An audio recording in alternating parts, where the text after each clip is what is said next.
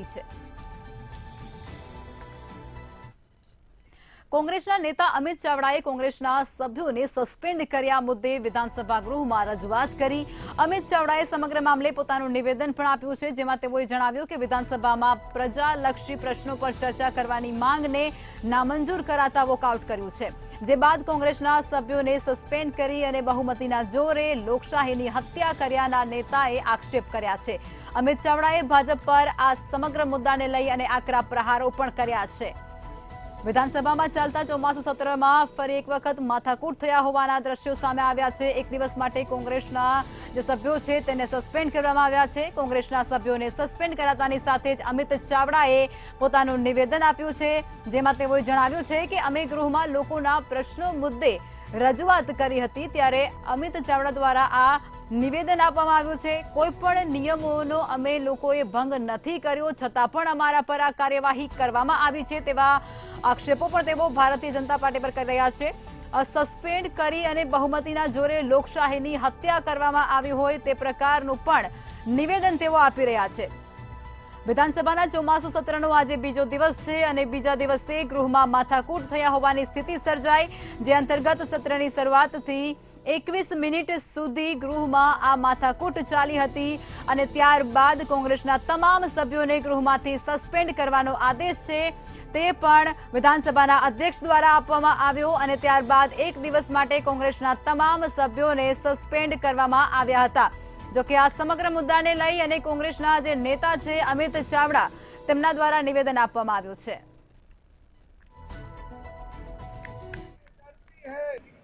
ગુજરાત વિધાનસભાના ટૂંકા ચોમાસા સત્રનો આજે બીજો દિવસ હતો। જો કે સત્રના શરૂઆતમાં જ કોંગ્રેસ આક્રમક બની હતી અને કેટલાક ટૂંકી મુદ્દતના પ્રશ્નોને એલાઉડ નહીં કરવાના કારણે તેમણે વિરોધ વ્યક્ત કર્યો હતો। જો કે વિધાનસભા ગૃહની અંદર પ્લે કાર્ડ દર્શાવીને સરકાર સામે માગણી કરી હતી અને અધ્યક્ષને વિનંતી કરી હતી કે સરકાર અમારા છેલ્લા પ્રશ્નો છે તેને એલાઉડ કરવામાં આવે, માત્ર ને માત્ર ભારતીય જનતા પાર્ટીના ધારાસભ્યોના જ પ્રશ્નો વિધાનસભા ગૃહમાં પૂછવા દેવાની તક આપવામાં આવે છે, જે અમને મળતી નથી। જોકે અધ્યક્ષે પણ સ્પષ્ટતા કરી હતી। અધ્યક્ષ શંકરભાઈ ચૌધરીએ એવું કહ્યું હતું કે નિયમોના નિયમાધીન અત્યારે હાલ ટૂંકી મુદ્દતના પ્રશ્નની શરૂઆતમાં પોઈન્ટ ઓફ ઓર્ડર ઉઠાવી શકાય નહીં, પરંતુ કોંગ્રેસ માની ન હતી અને અંતે વોકઆઉટ કર્યો હતો। તેમના આ વોકઆઉટ બાદ કાયદા મંત્રી ઋષિકેશભાઈ પટેલે તમામ ધારાસભ્યોને એક દિવસ માટે સસ્પેન્ડ કરવાની માંગ કરી હતી અને અધ્યક્ષ શંકરભાઈ ચૌધરીએ તમામ ધારાસભ્યોને આજની કામગીરીથી અળગા રાખ્યા હતા, એટલે કે એક દિવસ માટે સસ્પેન્ડ કર્યા હતા। આ બાબતે મીડિયા સાથેની પ્રતિક્રિયામાં અમિત ચાવડાએ એવો ખુલાસો કર્યો હતો કે સરકાર બહુમતીના જોડે અમારા પ્રશ્નો અને પ્રજાના જે પ્રશ્નો છે તેને વાંચવા આપવા માટે ચર્ચા કરવા દેતી નથી અને અમારા જે આક્ષેપો અને દાવાઓ છે પુરાવા સહિતના તેને ચર્ચાથી સરકાર દૂર ભાગે છે અને એટલે જ મંત્રીઓ જાણી જોઈને અમુક પ્રશ્નોને ટૂંકી મુદ્દતના જે પ્રશ્નોનો નિર્ણય છે તેને એલાઉડ કરતી નથી અને અમને બોલવાની તક મળતી નથી અને પરિણામે બહુમતીના જોરે અધ્યક્ષે તમામને સસ્પેન્ડ કર્યા હોવાનો આક્ષેપ કર્યો હતો। આપને ખાસ જણાવી દઈએ કે આજની કામગીરી અંતર્ગત સરકાર તરફથી જીએસટી બિલ સર્વાનુમતે મંજૂર કરવામાં આવ્યું હતું, તો બીજી તરફ ગૃહ રાજ્યમંત્રી હર્ષ સંઘવીએ નશાબંધી સુધારા વિધેયક રજૂ કર્યું હતું, જેમાં ચર્ચાના અંતે તે બિલને પણ સર્વાનુમતે મંજૂરી આપવામાં આવી હતી।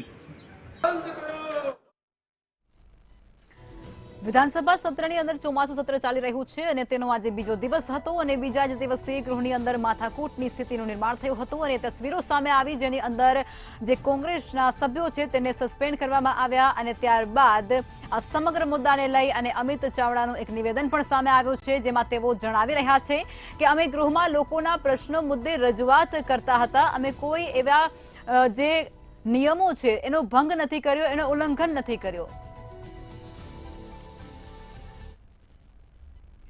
અમદાવાદના પાલડી વિસ્તારમાં જલારામ મંદિર પાસે બનાવવામાં આવેલો અંડરબ્રિજ વિવાદમાં સંપડાયો છે, ત્યારે હવે ફરી એકવાર જલારામ અંડરબ્રિજની કામગીરીને લઈ અને મોટા સવાલો ઊભા થયા છે।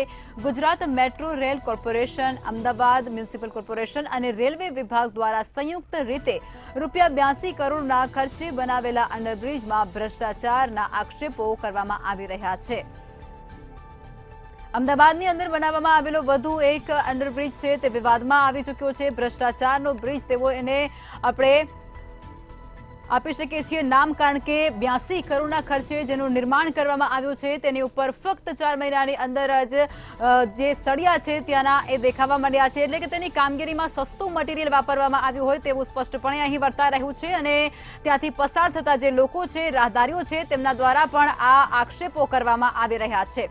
અંડરબ્રિજમાં સળિયા દેખાતાની સાથે જ વાહન ચાલકો છે તે પણ મુશ્કેલીમાં મુકાઈ રહ્યા છે અને આ સાથે જ અમદાવાદના પાલડી વિસ્તારનો આ અંડરબ્રિજ છે જે વિવાદમાં આવી ચૂક્યો છે। 4 જ મહિનાની થતાની બાદ આ અંડરબ્રિજ છે તે વિવાદોના વંટોળમાં ઘેરાઈ ચૂક્યો છે। રાહદારીઓ દ્વારા આ બ્રિજ બનાવવા માટે જે મટીરિયલ વાપરવામાં આવ્યું છે તે હલકી ગુણવત્તાવાળો વાપરવામાં આવ્યો હોય તે પ્રકારના આક્ષેપો પણ થઈ રહ્યા છે અને 82 કરોડના ખર્ચે આ અંડરબ્રિજ બનાવવામાં આવ્યો છે, જેમાં અત્યારે સળિયા દેખાઈ રહ્યા છે અને રોડ તૂટેલી હાલતમાં સ્પષ્ટપણે દેખાઈ રહ્યો છે। આ તસવીરો તમે સ્ક્રીન પર પણ જોઈ શકો છો। હલકી ગુણવત્તાવાળા બાંધકામ થયા હોવાના આક્ષેપો રાહદારીઓ કરી રહ્યા છે।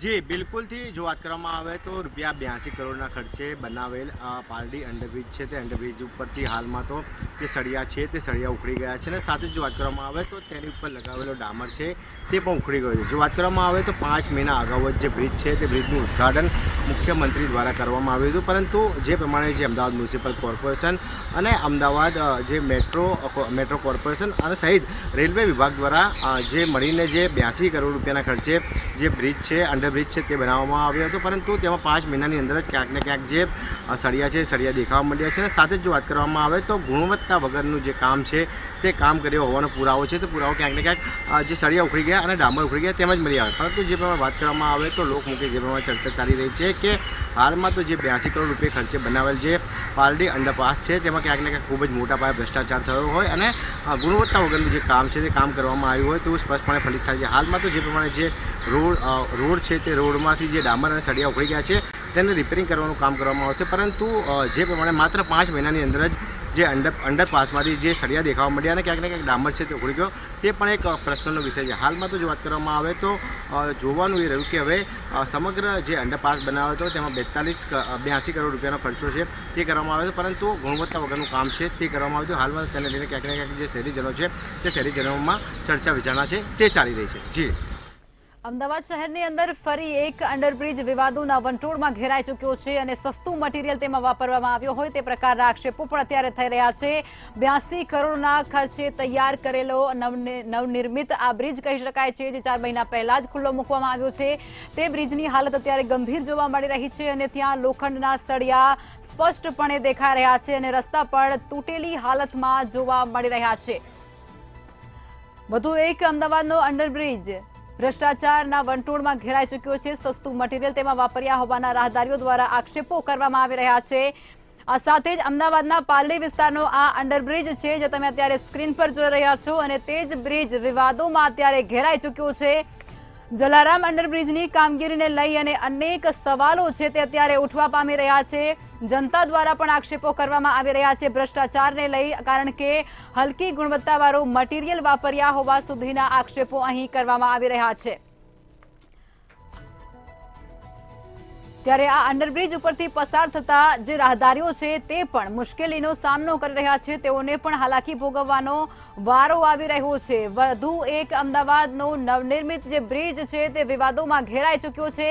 ફક્ત 5 જ મહિના પહેલા આ અંડરબ્રિજનું ઉદ્ઘાટન કરવામાં આવ્યું હતું। મુખ્યમંત્રી ભૂપેન્દ્ર પટેલ દ્વારા તેનું લોકાર્પણ કરાવવામાં આવ્યું હતું, પરંતુ 4 કે 5 જ મહિનાની અંદર ફરી એક વખત આ બ્રિજ છે તે વિવાદોમાં ઘેરાઈ ચૂક્યો છે। મહેસાણામાં સસ્તા અનાજની તુવેર દાળનો મામલો સામે આવ્યો છે, જે અંતર્ગત સસ્તા અનાજની દુકાનોમાં સડેલી દાળ પહોંચી ગઈ હતી।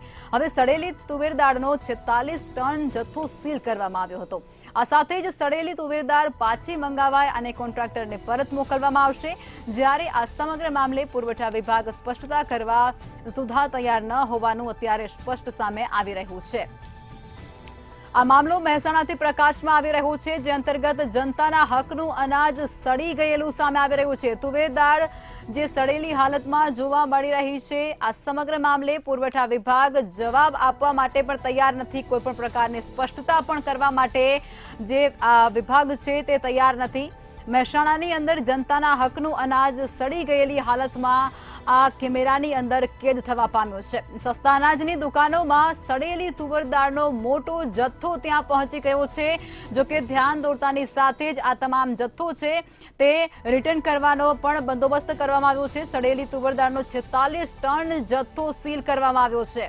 તુવેર દાળ પાછી મંગાવવા માટે કોન્ટ્રાક્ટરને તે પરત પણ મોકલી આપવામાં આવશે। આ સાથે જ આ જે સમગ્ર મામલો છે તે મહેસાણાથી સામે આવી રહ્યો છે।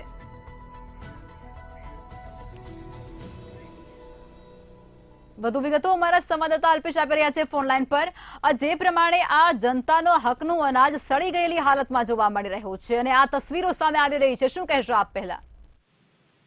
જી ચોક્કસ, સસ્તા અનાજને તુવેર દાળને લઈને હાલ સમગ્ર મામલો છે તે પ્રકાશમાં આવ્યો છે અને હાલ સોશિયલ મીડિયામાં પણ વાયરલ થયો હતો વિડીયો, અને વાયરલ થયાના કારણે ગોજારિયાની અંદર સડેલી તુવેર દાળ આપવામાં આવી હતી। ત્યારબાદ ગરીબોની જે સસ્તા અનાજની દુકાનો પર વિડીયો બનાવી વાયરલ કર્યો હતો અને સડેલી દાળ પહોંચી ગઈ હતી અને સસ્તા અનાજના ગોડાઉનમાં પણ મોટો જથ્થો હાલ ઉપલબ્ધ છે અને સડેલી તુવેર દાળનો 46 ટન જેટલો જથ્થો ગોડાઉનમાં પડ્યો છે અને હાલ ત્યાં પણ ધનેરા જેવા સામે દેખાવામાં આવ્યા હતા અને સસ્તા અનાજના ગોડાઉનમાં પડેલા જે 46 ટન તુવેર દાળનો જથ્થો પણ હાલ સીલ કરવામાં આવ્યો છે અને સસ્તા અનાજની દુકાનમાં સડેલી તુવેર દાળનો જથ્થો જે મોકલવામાં આવ્યો હતો તે પણ હાલ પરત મંગાવવાની વાત કરી છે અને સડેલા તુવેર દાળને જથ્થા કોન્ટ્રાક્ટરને પણ પરત મોકલાશે તેવું હાલ તંત્ર દ્વારા કહેવામાં આવ્યું છે। જી અલ્પેશ, જે પ્રમાણે જ્યારે પણ ચૂંટણી આવતી હોય છે કે પછી કોઈ પણ એવા પ્રકારના માહોલ સર્જાય છે ત્યારે ભારતીય જનતા પાર્ટીના તમામ નેતાઓ અને કાર્યકર્તાઓ એક વસ્તુ કહેતા હોય છે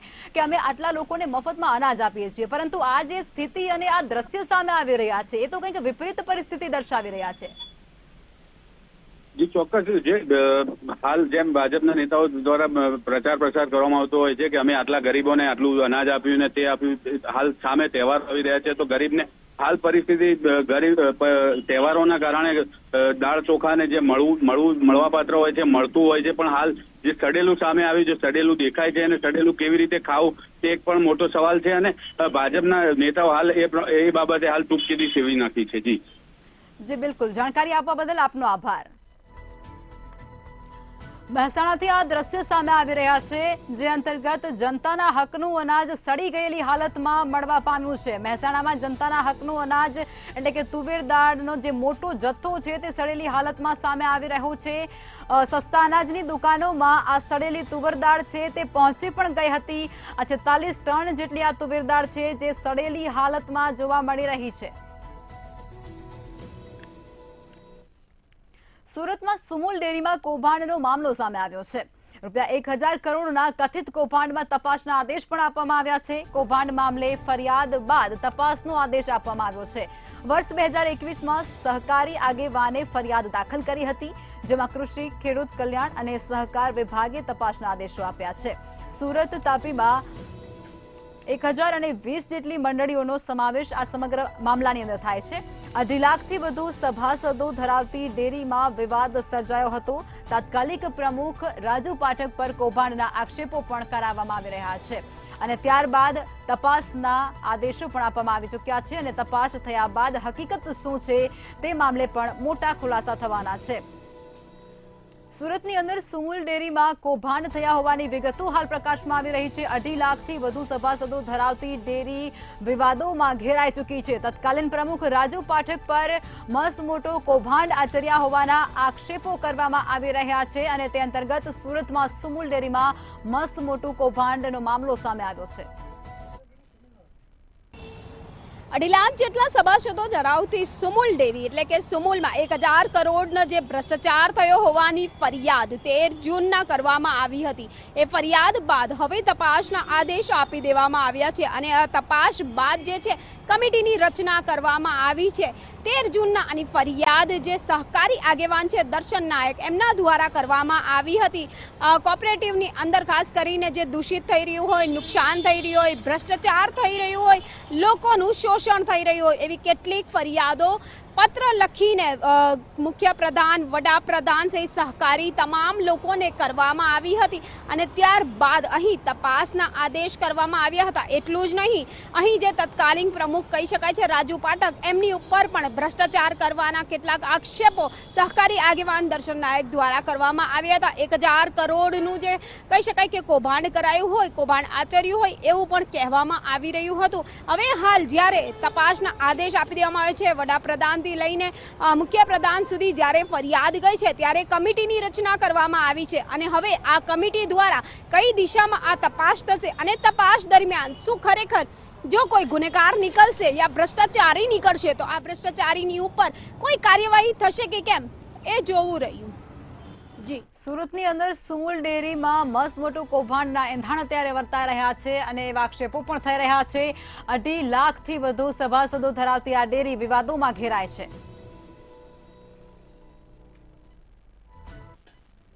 સરકાર કચ્છમાં ભૂગર્ભ જળના સ્તર ઊંચા લાવવા અને વરસાદી પાણીના સંગ્રહ માટે દર વર્ષે કરોડો રૂપિયાનું આંધણ કરે છે, પરંતુ સરકારની તિજોરીએથી નીકળતા મોટા ભાગના નાણાં જળ સંગ્રહ કે પછી જળ સંચયના કામમાં વાપરવાના બદલે ભ્રષ્ટાચારીઓના ગજવામાં ભરાઈ જાય છે. દર વર્ષે રાજ્ય સરકાર દ્વારા જળ સંચયના કામો માટે સુજલામ સુફલામ યોજના ઉપરાંત સિંચાઈ માટે માતબર રકમની ફાળવણી કરવામાં આવે છે, પરંતુ કચ્છમાં સિંચાઈના કામોમાં ભ્રષ્ટાચારના મામલે ખુદ સત્તા પક્ષના જ સભ્યોએ પણ છેક રાજ્ય સરકાર સુધી ફરિયાદો દાખલ કરાવી છે, પરંતુ સ્થાનિક ભ્રષ્ટ અધિકારીઓએ કોઈ આંચ નથી આવી ત્યાં સુધીની સ્થિતિ ત્યાં જોવા મળી રહી છે.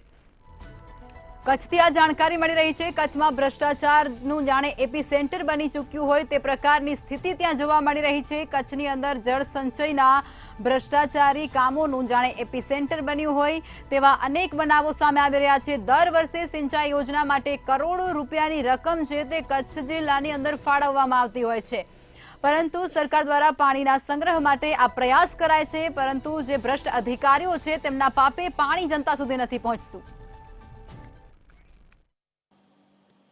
કચ્છમાં જળ સંગ્રહ અને ખાસ કરીને જે સુજલામ સુફલામ યોજના છે તે અંતર્ગત કચ્છમાં જે પાણીનો સંગ્રહ કરવા માટે સરકાર દ્વારા ગ્રાન્ટો ફાળવવામાં આવતી હોય છે, પરંતુ ક્યાંક ને ક્યાંક આ જે ગ્રાન્ટો ફાળવાય છે તેમાં મોટા ભાગનું જે અધિકારીઓ છે, કોન્ટ્રાક્ટરો અને ક્યાંક ને ક્યાંક જે રાજકારણીય જે હોદ્દેદારો છે તેમના દ્વારા ભ્રષ્ટાચાર આચરવામાં આવતું હોવો તેવું અનેક આક્ષેપો થયા છે અને ફરિયાદ થઈ છે. ત્યારે જિલ્લા પંચાયતના પૂર્વ વિપક્ષી નેતા છે વીકે હુંબલ દ્વારા અનેકવાર રાજ્ય સરકાર લેખિત રજૂઆત કરવામાં આવી છે કે સુજલામ સુફલામ યોજના છે જે અંતર્ગત કેટલાય જે ભ્રષ્ટાચાર કરવામાં આવતા હોવાનું સામે આવ્યું છે. ત્યારે અનેકવાર લેખિત રજૂઆતો પણ કરાવવામાં આવી છે.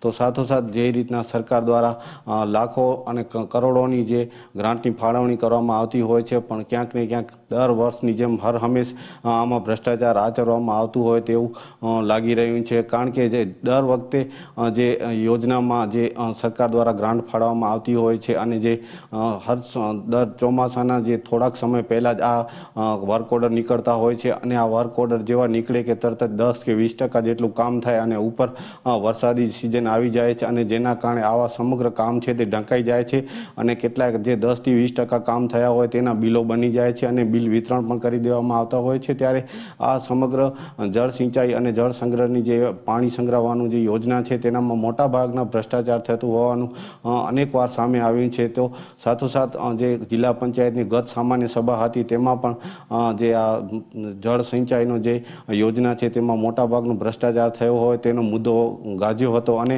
જે ભ્રષ્ટ બાબુ હતા તેમની સામે પણ ઠરાવ કરવા માટે જે રીતના ઠરાવ કરવામાં આવ્યો હતો કે જે સરકારી ભ્રષ્ટ બાબુ છે તેમના ઉપર કડક કાર્યવાહી કરવામાં આવે.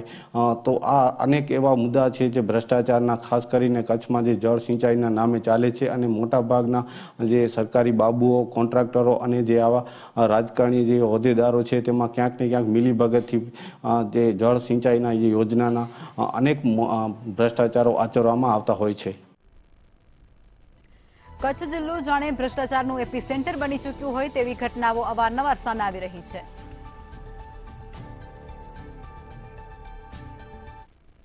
રાજકોટમાં યુવાને ફિનાઇલ પી અને આપઘાતનો પ્રયાસ કર્યો, જે ધર્મશાળામાં ઓફિસ ધરાવે છે. કનક રોડ પરની પટેલ ધર્મશાળામાં આ કિસ્સો બન્યો છે, જેમાં મનપાના ટીપીઓ, ધર્મશાળાના ટ્રસ્ટીઓ તેને ધમકી આપતા હોવાના આક્ષેપ કરવામાં આવ્યા છે. ઓફિસ પકડાવવાની ધમકી આપતાની સાથે જ આપઘાત કર્યા હોવાની ચર્ચાએ જોર પકડ્યું છે. યુવાને પોલીસ સ્ટેશન નીચે જ ફિનાઇલ ગટગટાવ્યું, જેનો વિડીયો પણ સોશિયલ મીડિયા પર ખૂબ જ ઝડપથી વાયરલ થયો છે. આ બનાવ સામે આવી રહ્યો છે, જેમાં યુવકે આપઘાતનો પ્રયાસ કર્યો. વધુ વિગતો અમારા સંવાદદાતા ધ્રુવ કુંડેલ આપી રહ્યા છે. ધ્રુવ, જે પ્રમાણે આ આખો કિસ્સો સામે આવી રહ્યો છે, જેમાં ધમકીઓની સામે છેલ્લો તેમને એવું લાગ્યું હશે કે આપઘાત જ એક ઉપાય છે, શું કહેશો તમે? ચોક્કસથી કનક રોડ પર આવેલી પટેલ ધર્મશાળા ઓફિસ ધરાવતા એક યુવકે આપઘાતનો પ્રયાસ કર્યો. વિરજ જાની નામનો આ શખ્સ જેને આપઘાતનો પ્રયાસ કર્યો છે. મનપા ટીપીઓ અતુલ રાવલ અને ધર્મશાળાના ટ્રસ્ટીએ ઓફિસ પાડી રાખવાની ધમકી આપી. કહી શકાય કે ત્યારબાદ આ યુવકે આપઘાત કર્યું. મહાનગરપાલિકાના કમિશનરના નામે ટીપીઓએ અને ટ્રસ્ટીએ ક્યાંક ને ક્યાંક ચેમ્બરે બોલાવીને ધમકાવ્યો હતો અને ત્યારબાદ આજે યુવકે એ ડિવિઝન પોલીસ સ્ટેશન નીચે ફિનાઇલ પીધું હતું અને આપઘાતનો પ્રયાસ કર્યો હતો. ખાસ તો આપઘાત બાદ જે કહી શકાય કે આપઘાતના પ્રયાસ બાદ જે વિરાજ જાનીને સિવિલ હોસ્પિટલમાં દાખલ કરાયો છે.